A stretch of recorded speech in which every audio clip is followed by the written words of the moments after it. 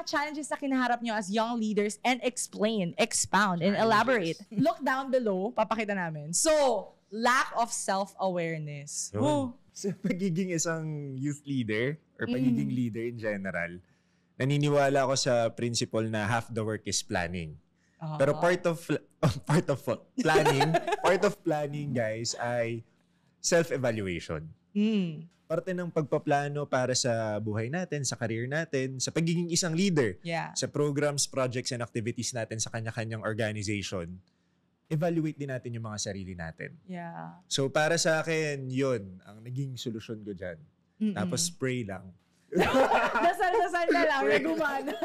Self-evaluation sa akin. Yan. Pero sige, share mo sa amin, ano ang mga self-realizations mo Ay, this naku, year? ang dami, Trish eh. Simulan natin sa pinaka-obvious. Basic lang, pag-manage sa oras. Body clock. Yan. Oo. Medyo marami ka din kasing activities. It's kind of hard to manage. Hindi na pwede, kunwari, ngayon nasa government ako, pipiliin mo kung kailan ka productive. Kasi ang trabaho namin 24/7 eh. Unlike sa student council, medyo nakakabuelo ka eh. Pero ngayon ang at stake buhay eh.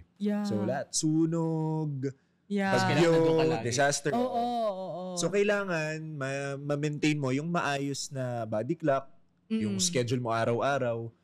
Yun. Kasi physically, kailangan mo rin maging prepared. Correct. Tsaka taxing din siya for you, diba? Na iba-iba yung ginagawa mo. Iba-ibang agenda, iba-ibang complaints, diba? So, ikaw naman, Jules, parang malamang nag-New Year's resolution ka this year.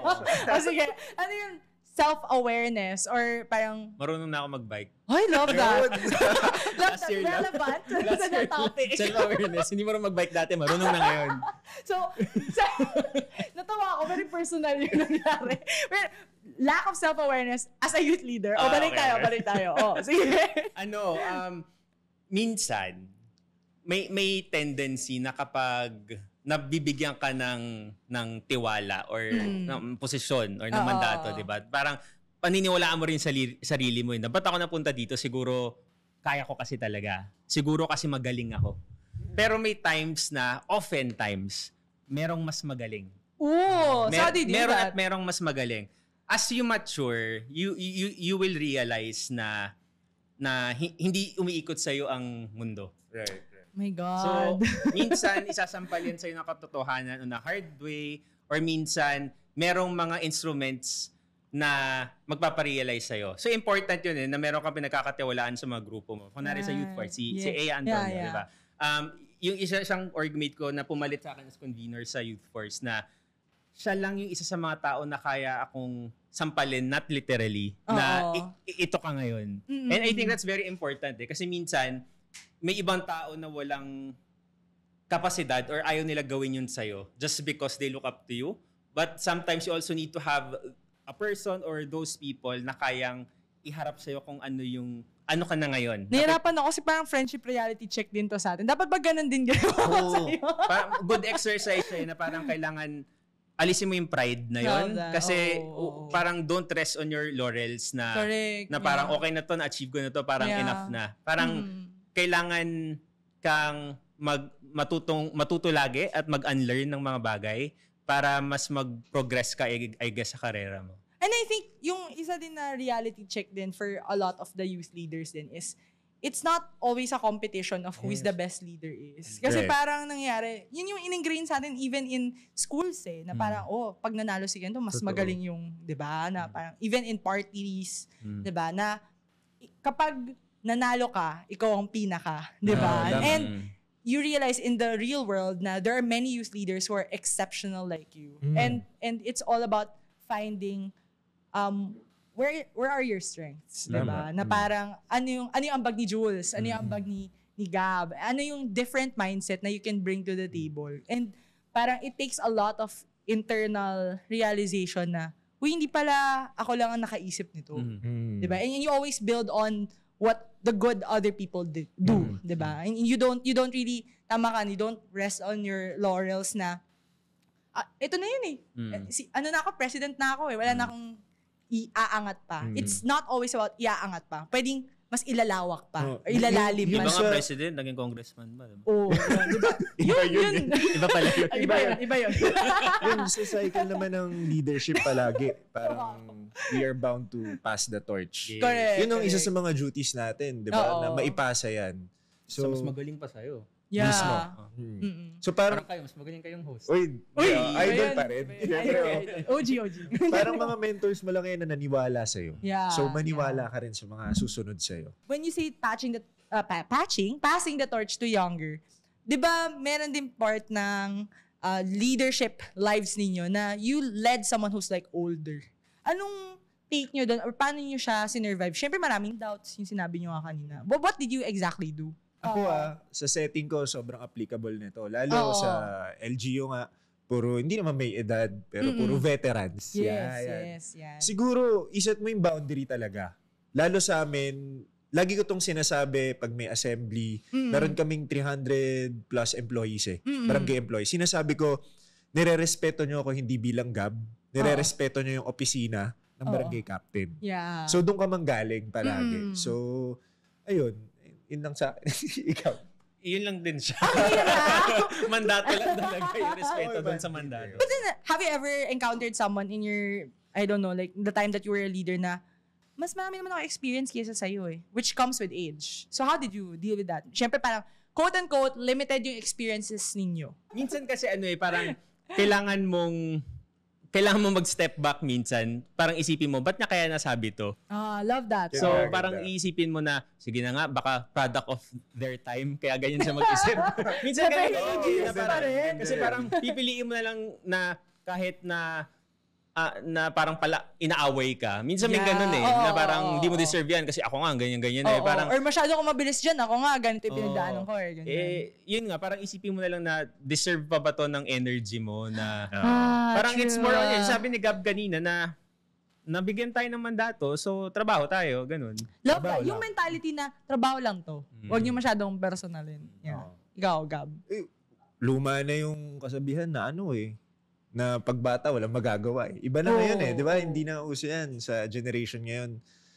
Yun, bukod sa pag-set ng boundary, balik tayo sa mandato. Gusto ko rin yung sinabi ni Jules na check mo yung intention. Yeah. Ako, ang daming beses ko nang nabulyawan ng mas nakakatanda. O kaya, like nasigawan, gano'n? Profession. Sa media, di ba? Tapos, paki-name drop, sino yun? Nasigawan daw kasi siya. Kasi bata ka bakit pag yung iba, hindi naman nasisigawan. Parang pag bata. Uy, kami wala kami kinalaman dyan. So, gano'n. Tapos, pero nakatulong sa atin, Gab. Nakatulong sa public service din. Mamaliitin ka kasi, ang bata naman ng kapitan na to. Pero, ang makokontrol mo kasi yung kung paano ka maapektuhan kung maapektuhan ka ba o hindi. Sarili mo lang yung makokontrol mo. Yeah. So, valid naman emotion natin kung masasaktan tayo. Pero i-filter mo lang. Yeah. It really helped your EQ and your AQ. Kasi, sanay tayo na as youth leaders, papakinggan niyo akong lahat. Kasi ako yung nandito But then, learning also na, which is my next question, when you face like criticisms, ano yung pinakamasakit na sinabi sa inyo and how did you deal with it? Huwag kayo iyak, Jules. Hindi na ka masakit. Oo. Like, may sinabi ba sa inyo na, uy, actually, ito ka na, blah, blah, blah, blah. Sa akin, marami. Sige, mauna ka.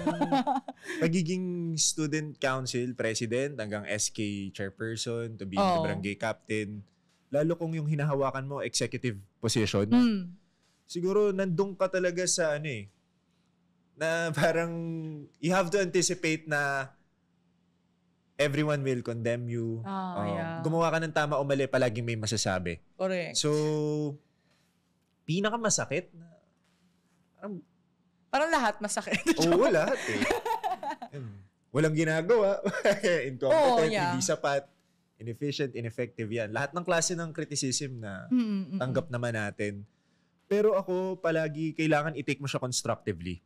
How do you do that? Salain mo, syempre. Kailangan, anticipate mo na pag pinasok mo to, may marinig ka talaga. Nasa platform ka na all eyes on you. Lahat ng pagkakamali mo, sisilipin, aabangan ng lahat. Yun. Lalo may politics pa yan. Diba? So, kailangan i-take mo constructively.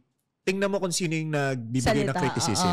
Tingnan mo yung intention niya. Yeah. Kung constructive, tanggapin mo, importante yan sa pamumuno. Na alam mo rin yung sinasabi ng mga tao. Yeah. Kasi mas may improve mo yung ginagawa mo. Pangalawa, tingnan mo yung intention kung naninira lang talaga. So yun, balansihin mo lang. Tas kung paano mo siya tatanggapin, yun again, yung kontrolado mo. Yeah. Like who and what they're saying. Yun yung way mo to filter. Ikaw, Jules? Ako for sure marami rin. Pero ako, kaya alam mo ko, Trisha, ako yung tipong tao na kapag may masakit, tapos na parang babrush off ko na. So wala akong maisip talaga. Parang hindi siya nakabaon sa kanya. Pero if there's one thing na masakit nung una, pero eventually parang ano nga yun? How do you turn pain into something beautiful? Sabi ng isang volunteer, si Bea Obsena, sa Nile din to. Nasa UP pa kami nun, volunteer ko siya before. NCPAG ako Public Administration. So yung advocacy namin is really good governance. So, counselor ata ako nun. Counselor ako ng UP nun. Tapos, tatakbotante yung sinimulan ko before. Yes. Tapos yung una niya sa akin, first time namin magkita, sabi niya sa akin, alam mo ba talaga yung good governance? First year volunteer siya. First year volunteer siya. Tapos ako third year na rin. Parang nakatingin lang ako sa kanya. Tapos parang sinabi ko na lang, sumagot ako in a way na parang, oo, ganito siya, ganyan-ganyan. Pero parang na-realize ko, oo nga, parang there's yet so many things to discover pa about this advocacy. Kahit third year na ako, tas first year siya. May ganung perspective na kailangan mong i-humble down yung sarili mo. Ang ganda ng question. Kailangan mo i-humble down yung sarili mo na pwedeng akala mo, alam mo na lahat. Pero may mga gaps pa pala. So parang it gives you a platform to, a chance to learn further. Ang hirap nun. And so, shout out kay Bea dahil nagbigay siya ng self-doubt. Na ngayon. Self-doubt kay Jules Gia. Pero ang ganda nun na parang sometimes it comes from the people you don't expect who challenges the way you think. Diba? Kasi paminsan, andaling i-brush off pag they don't matter to you. Quote-unquote ha. So, parang it's someone that you don't know, someone na is not in your position, it's easy to brush off. But when it's someone like a confidant or like someone na talagang really close to you when it comes to the roles that you do, ang hirap i-take nun. Or kunwari, mentor mo yung nagsabi, di ba? So, guys, ito naman, personal sacrifices. What's something that you gave up for what you have now as a youth leader? Family time. Yan, oras talaga. Oo. So, para sa akin, ngayon na medyo from being a youth leader, nagmamature tayo, tumatanda, yun, cheesy man pakinggan, know your whys, ano bang importante sa'yo, kasi you can't give what you don't have. Love that. So, di ba, binibigay mo nga yung oras mo sa org mo, sa pagiging isang youth leader, pero nakakalimutan mo na i-fill yung cup mo, yung sarili mo. Love that. Yung importante sa'yo. So, unahin mo yun. Walang masama doon. Yeah. Paglingkuran mo muna ang sarili mo. Love that. Yun. Siyempre, given na iba na rin yung phase of life natin, di ba? Mas importante din, know yourself din. Yeah. Jules, ikaw? Tulog. I know the answer. Tulog, pwede tulog. Pero I think hirap. 5 years ago, 2020. Ilan taon ka nun? 2020 pandemic. 2020, pandemic, 5 years na. 5 years na. Oh my God. Oh my God, no? So, 5 years na. Siguro ako, I'm a proud activist ever since. Walang masama sa pagiging aktivista naman talaga. It's more on, as you grow up, mas malalaman mo how to be a wiser person. Love that. How